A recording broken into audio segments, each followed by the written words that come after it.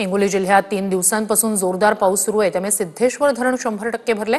धरणाच्या 12 दरवाजांमधून 45,500 क्युसेकनं पूर्ण नदीपात्रात पाण्याचा विसर्ग सुरू आहे।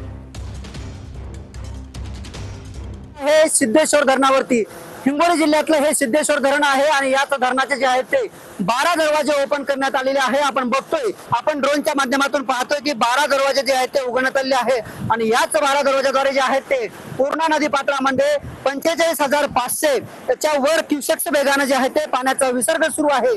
त्यामुळेच की काय धरण प्रशासन असेल, जिल्हा प्रशासन असेल, त्यांच्या वतीने जे आहे ते या ठिकाणी नदीकाठच्या सर्व शेतकरी असतील, त्याचबरोबर ग्रामस्थ असतील, यांना जे आहे ते सतर्कतेचा इशारा देण्यात आलेला आहे। हिंगोली जिल्ह्यातील शेतकऱ्यांसह नागरिकांचा जे आहे ते पिण्याच्या पाण्याचा प्रश्न या ठिकाणी मिटल्याचं आपल्याला पाहायला मिळत आहे। पूर्णा नदीपात्रामध्ये 45,000 क्युसेक्स वेगाने पाणी जे आहे ते पूर्णा नदीपात्रामध्ये सोडण्यात आलेलं आहे। ड्रोन पायलट राम सोळंकेसह मी रमेश चेंडके, TV9 मराठी, सिद्धेश्वर धरण,